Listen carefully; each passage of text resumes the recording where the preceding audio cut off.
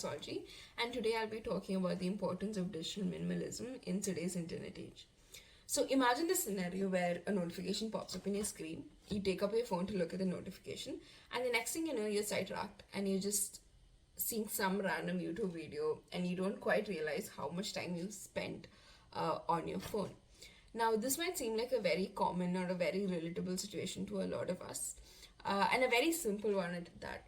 But what I kind of wanted to highlight through this example is how much time we waste on a daily basis in just glued to our screens, often unconsciously, not even realizing that we're wasting so much of time that can be spent better maybe elsewhere, be it in terms of our personal life, be it in terms of our social life, or anything else.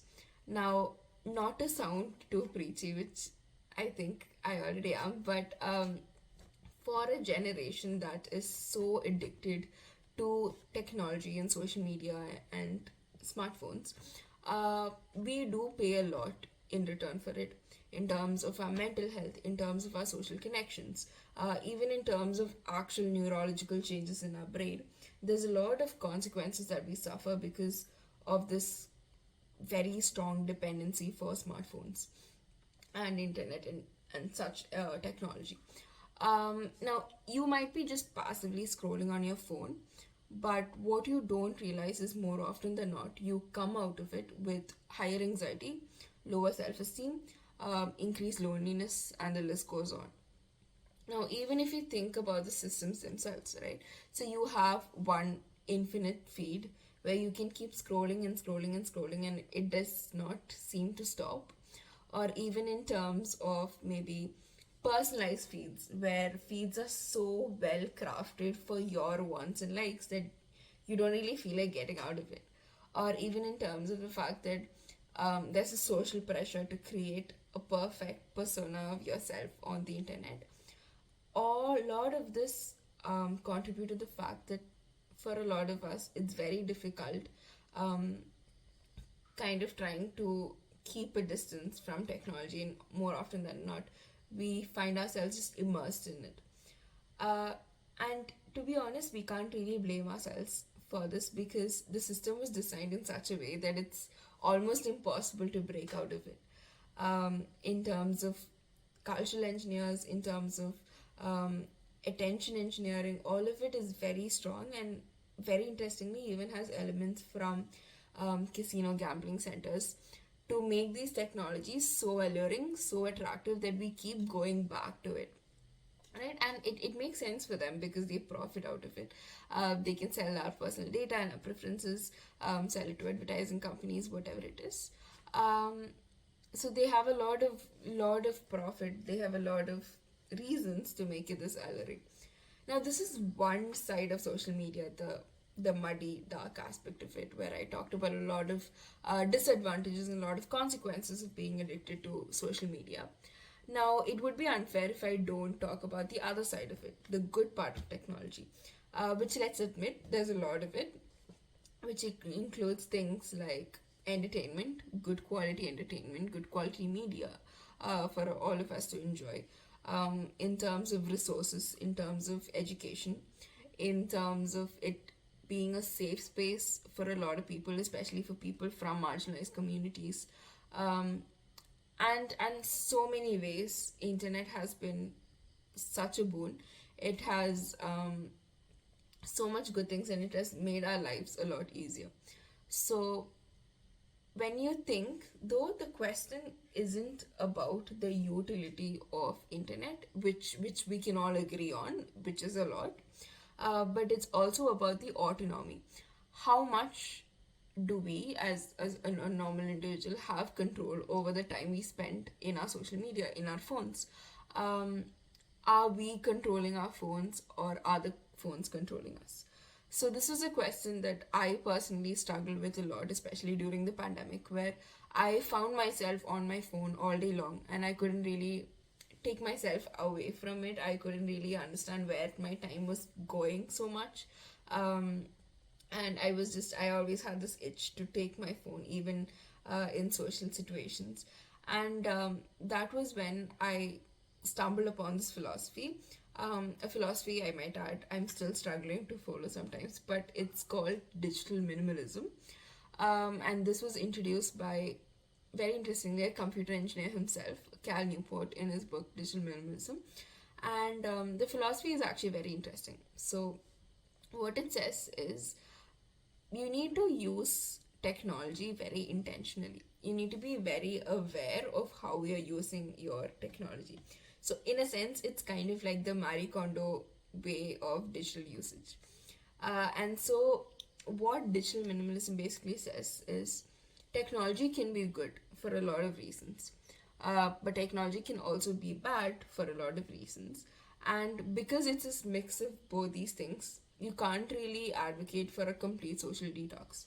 It doesn't work that way. A lot of us will not be able to handle a complete social detox, especially in this increasingly connected world.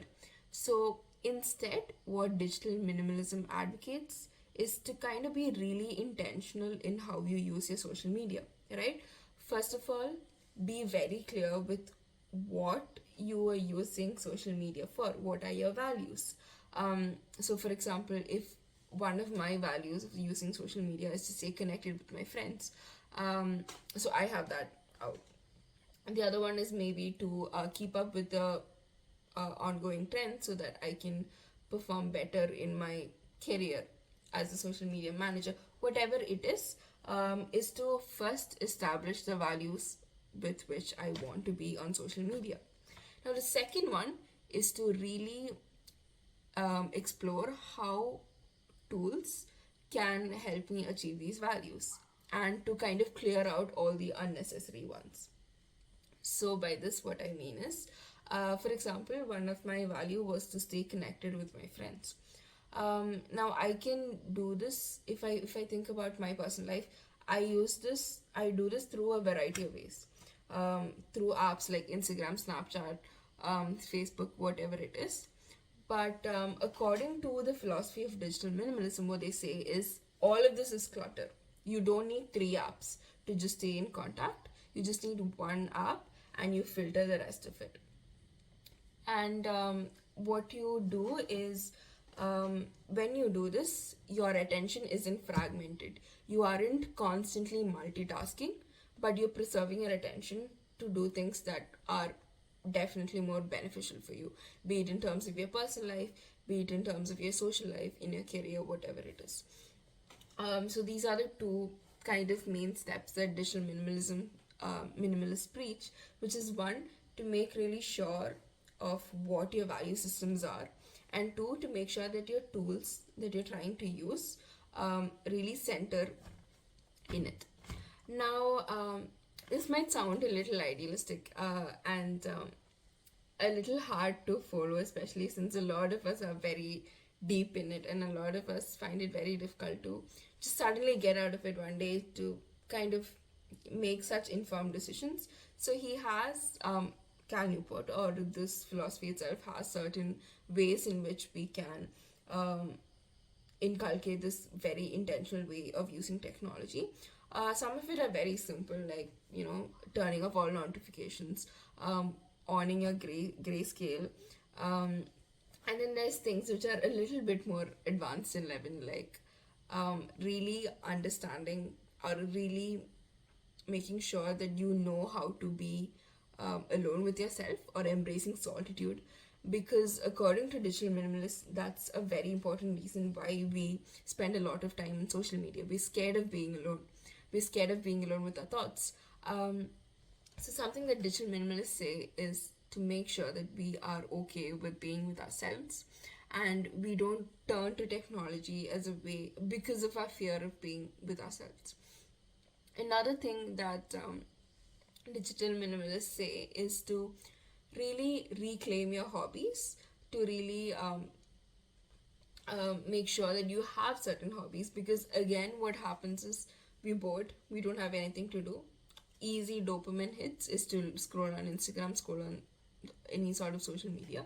But instead, if we have a proper hobby, that'll be a lot more that'll be a lot more beneficial for our mental health, for just our overall development. And then there's one other big step that digital minimalist or Cal Newport puts forth in his book, which is called the 30-day declutter. Now, what happens in the 30-day declutter is for 30 days,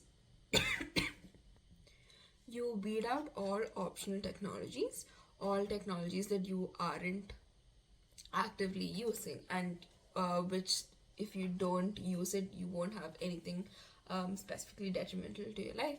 You keep it aside for 30 days and you kind of note down your technological triggers when you really feel like taking them. So this is one really strong method that Cathy Newport puts forth in his book. And even though there are all these practices, very concrete practices, it might not be easy to just do all of it one fine day, especially when you might be spending a lot of hours at this point. So what you can do is, maybe instead of the 30-day declutter, you can maybe start small, start with a day or two, or a week or two, and then go into the 30-day declutter, and then be a lot more intentional with how you're trying to use social media. Again, though, we also have to acknowledge that the fact that a lot of people might not have the privilege to give up social media, especially if you're in social media, doing work inside social media, as in you're a marketer, influencer, or anything of that kind. You might not have the privilege to give up social media, or if you are say somebody who's comfortable with the time that you're spending on social media and you're okay with it. For all these cases, digital minimalism might sound a little difficult or a little alien. But if you're okay with the time that you're spending on internet, and or if it is very important for you to spend time on the internet, that's completely fine. What digital minimalism preaches, though, is that you become intentional with the time that you spend on it. You're aware of the cons and even the good side of the internet, and you try your level best to kind of balance the both of it. You're very intentional with how you treat social media, basically. So I think with that, I hope I've made my case for digital minimalism. Or if I wasn't persuasive enough, maybe feel free to kind of tweak it however that it is that you want to do.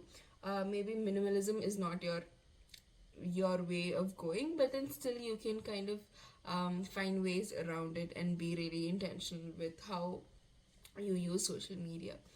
And with that, I think I've come to the end of my showcase.